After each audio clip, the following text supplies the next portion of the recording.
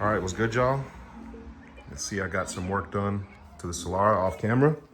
I haven't done anything to the engine. I haven't done any seals, anything like that. But I did manage to straighten out the bracket for the fender, the mounting and the fender up front. I replaced the bumper, replaced the fender, and I replaced the hood, which I still have the old hood. But I figured it would be easier to just replace instead of trying to work the dent out of this, because if you look in the hood, there's layers. So this part could be flattened as well as that. And I still have my old hood from the Turbo Solara. I also used my old fogs from the Turbo Solara. They're still clear. Another thing, I have my old turn signals that I'm gonna use. I also have another set of headlights. I went ahead and split these apart, painted the housings to match the turn signals. I'm extremely happy to see this car back in one piece. Of course, I'm about to take everything back off. I still haven't gotten it out of anti-theft, but at least the body's back straight. And I have two headlights again. All right, now that everything's back off, we're gonna do valve covers. I have a timing belt and water pump on the way.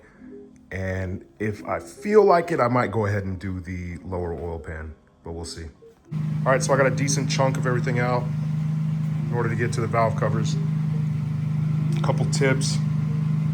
One, you don't really need to take the vacuum manifold off in order to get the plenum off.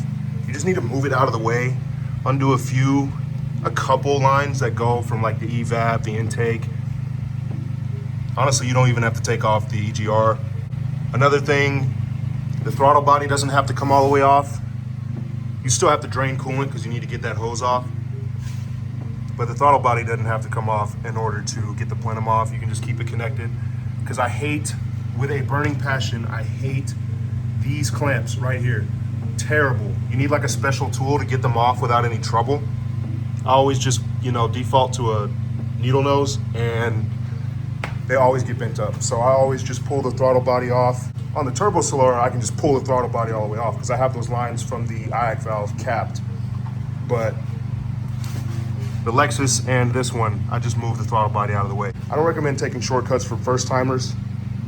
If this is your first time ever doing something like this to your car and you're using this as a tutorial of some sort, even though this isn't a tutorial, it's more or less a vlog, I think you should go through every single step. You should bag your nuts and bolts, label them, label all your lines, take everything all the way off, go through, the steps that are actually supposed to go through. That way you understand how you can cut corners, because there's people out there that cut corners and they don't know how to properly cut corners, if that makes sense, All right, so I got the valve cover off in the front. I'm still working on getting the wiring harness off of the back one. But wouldn't you believe, this 1MZ has 275,000 miles. That is nuts. You could buy a $100,000 or 100,000 mile 1MZ and pop the valve cover and it's totally black under here. This is actually blowing my mind right now. Okay, so I'm at a stopping point with the valve covers because it's Sunday and I need hardware and a PCV valve and grommet. Lo and behold, everything closes early on Sundays. I wonder why. While I'm waiting for all the stores to open tomorrow, though, I do have the EGR valve and the tube soaking in parts cleaner, as well as the valve cover bolts, because why not? But these things have a huge problem with carbon buildup in the EGR, and then it ends up throwing code. So we're gonna go ahead and preemptively take care of that. So I got the new slave in, and my buddy and I, we were bleeding it for a while. Kept noticing weird noises coming out of the master. So I was like, whatever. I was under the impression that replacing the master would be this horrible job that I would just never, get accomplished. And man, it was probably one of the easiest doggone things to do on this car. Got it out in like 10 minutes. Now, I'm not bragging, but I'm just saying there's people out there that say replacing the master on this car is like super hard. Dude, it's really not. All right, got everything reinstalled. Can't really see much up there, but just a fair warning. I know I said this job is easy, but this clutch pedal springs down.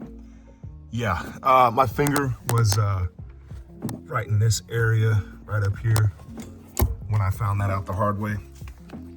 Said just about every cuss word in the book. Yeah, let's play a game called When Was the Last Time the PCV Valve Was Replaced? I think you can win by guessing 1999. All right, so here's what I'm dealing with.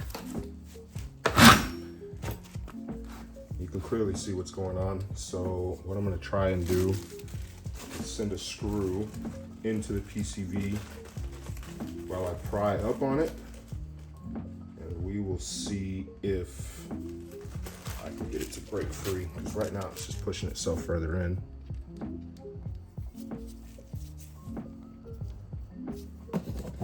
So there's a hole in the PCV. Screw in until it catches. I don't think this one has enough thread. So this is the screw that holds the bumper onto the fender from the fender lining. It's got a pretty aggressive thread. So we'll see if she'll catch.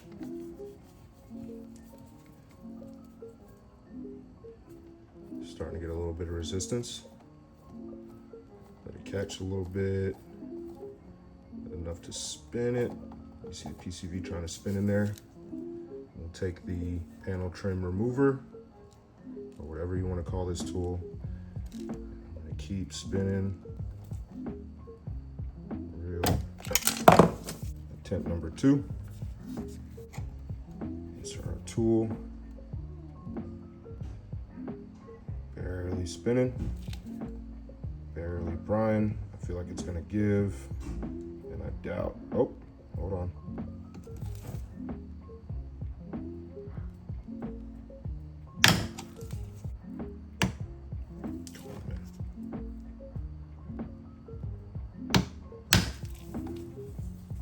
I have never had a PCV this bad. This thing was rock solid when it came out of the car.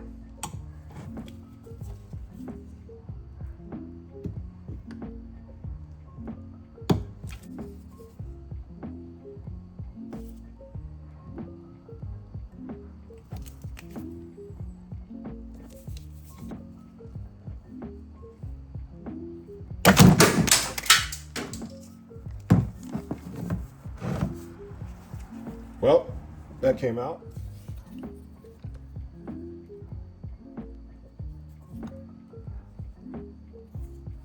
This is pretty insane.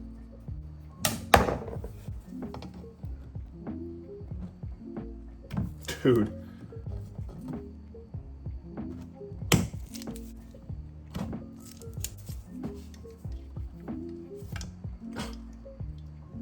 If I didn't have a pick in here just now, that's probably what, and there it goes. All right. Yeah, that was insane. All right, so it ended up being a pretty productive day. The bolts came out real clean. I don't know if I mentioned I put them in parts cleaner. I got the washers on them. If you don't know, these bolts cannot be reused unless you use 5/16 washers on them. My buddy came over and helped me bleed the clutch. Got a fresh set of paint on them. Gonna let them cure overnight. And lastly, you can't see, but I replaced the oil pan gasket. Rather, I put a new gasket on there because it's RTV, so it's not like you're replacing it. I think that was the original one from factory because it came off smooth. That's the first time I've ever done an oil pan on one of these, and I didn't break a bolt, and I didn't have trouble with RTV. And let me tell you something, this is the only thing you need to be using on anything oil related. If you try to use anything Permatex or anything like that, man, you might as well prepare to do the job twice. Okay, so I got the valve covers on, torqued down, RTV's drying. I just pulled the engine harness because like half of the connectors broke as I was taking them off.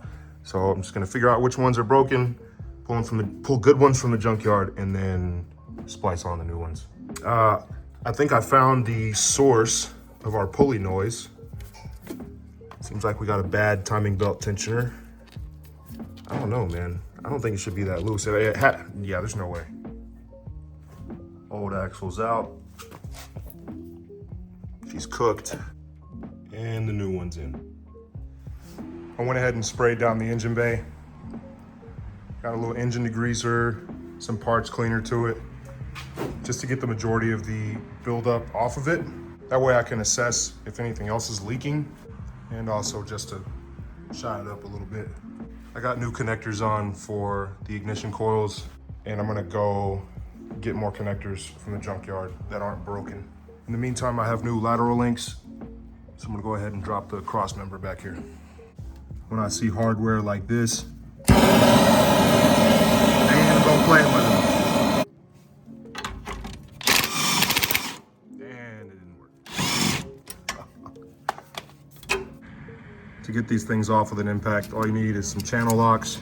You can maybe get some vice grips, but if you got an impact, man, just get some channel locks and brace up against the back of it like this, it'll come right off. Okay, so when you have a bolt or anything that you need to hit out with some sort of sledge to protect the hardware, you're gonna thread on the nut that came off, flush with the end of the bolt. That way you don't mushroom it. And at this point, you can, and the threads are protected, and you'll still be able to reuse the hardware. So another thing, to get the Crossmember out, it's one of the easiest things in the world to do. You drop the sway bar, and it's literally 314 mils on each side. It comes out. I do suggest dropping the exhaust a little bit. You don't have to fully disconnect it. It's a pain in the ass.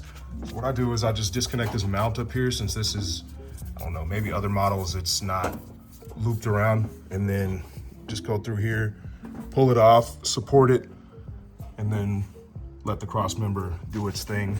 You can do it the right way and put like a jack underneath it or something like that.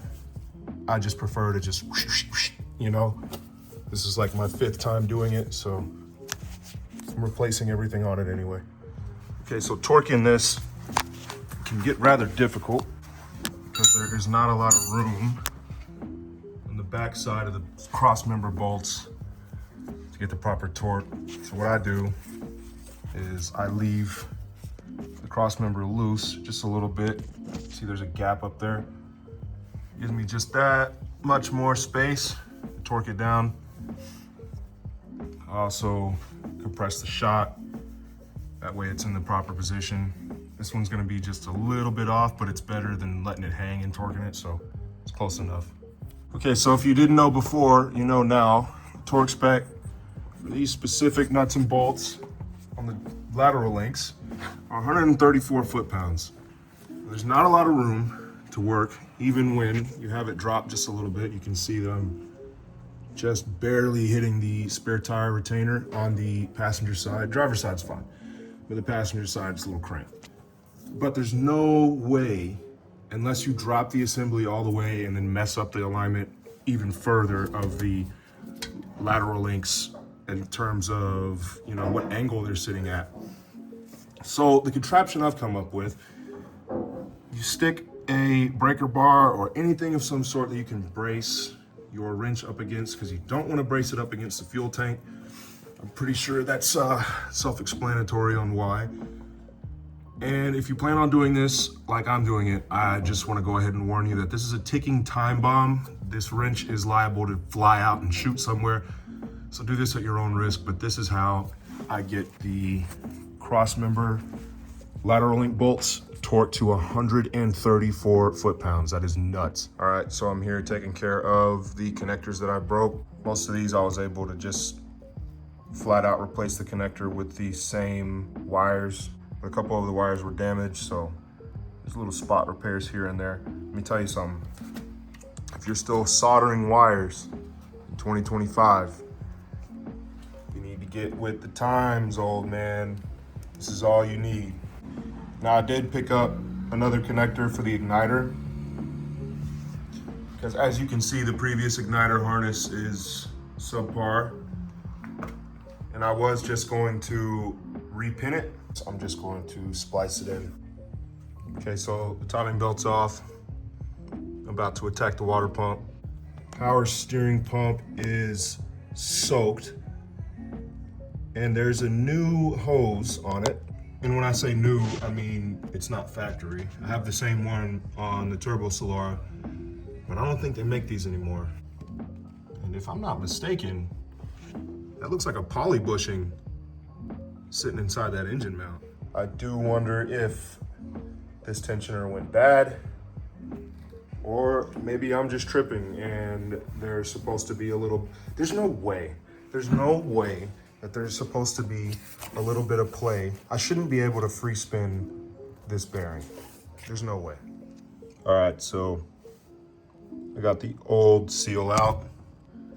Just put the new one on. When you're in a get coolant everywhere competition and your opponent is me, apparently, I absolutely hate this water pump just because every time you open it up now, you say, oh, well, there's coolant drains. Where's it at?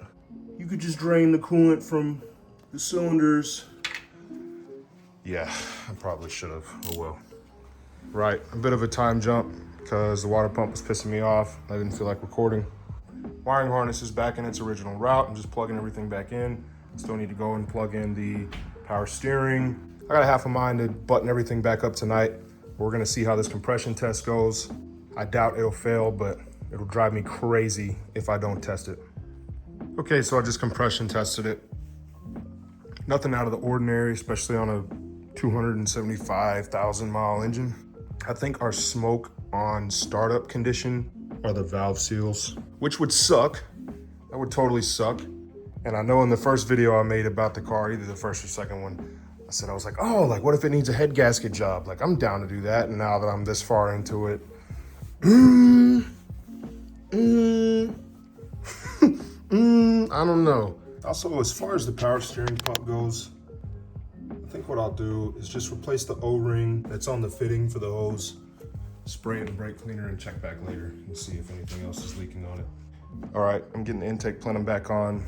A little tip that I have for y'all is to leave everything loose, everything. The intake plenum, the EGR tube, you see it's, you can't really see on camera, but it's loose. Keep it loose. That way you can line up the EGR easily. You can line up that rear bolt. You can get the ground. I found that it's easiest to slip underneath this portion here and reach behind to get that little 10 millimeter on that ground. But leaving everything loose allows you to get everything threaded at least, and then you can go and tighten down everything. And just like that, not even a minute, and I've got everything lined up on the EGR. Now, if you tighten everything down first, you'll be struggling with it. Now, I personally think the easiest way to remount the EGR back on a 1MZ is to delete it. And people are like, oh, well, what's the benefits of an EGR delete? Like, do I get more power? Do I blah, blah, blah, blah, blah? You get to not ever worry about remounting the EGR ever again or dealing with the EGR engine code. Oh, well, I removed mine and I get a check engine light. How do I fix that? Standalone and a turbo. So I got just about everything needed for the engine to run, button back up. I did have to shorten the breather. I also had to put in a new fitting. Now this is a 1/4 inch barb. Luckily I have a step down reducer fitting, whatever you want to call it. It goes into this VSV here. Okay, so I gave her a couple cranks, got her to spin up just a little bit. Power steering belt is connected. I didn't hear any. So if I throw the alternator back on, connect the belt, and I hear that sound again, I know it's either the AC pulley or the alternator pulley. But that's good news. I feel a lot of relief right now. All right, I got her started up. No more idle pulley noise. So I do think that the tensioner or maybe one of the idle bearings or maybe even the water pump, who knows? Something in the timing belt system was causing that noise. Now at first, I started it up and it would die immediately. I just unplugged the math and it ran fine. She idles, no idle pulley noise, nothing. So now we're just gonna wait. I have my new AC condenser here. You see there's a huge dent in that. I had to straighten the support up here along with everything over here. Tomorrow I'm gonna have an AC vacuum pump. I'm gonna get everything out of the system, replace the condenser, throw on the new dryer, put everything back together, fill her up with coolant, take her on her first test drive. All right, I got everything back together. I haven't replaced the condenser yet because I need to take it to go get evacuated. I was a little ignorant on AC stuff and I thought the vacuum pump would do it, so it's whatever. Our problem right now is that she starts and the clutch is fried. Like the car creeps forward and smokes up, kind of fried. I can put the car in gear while it's idling with the clutch out. So I'm gonna have to replace the clutch. That's really annoying, but it's not a terrible job. I don't know if I'll document it because I wanna do it quickly, but yeah, that's where we're at right now.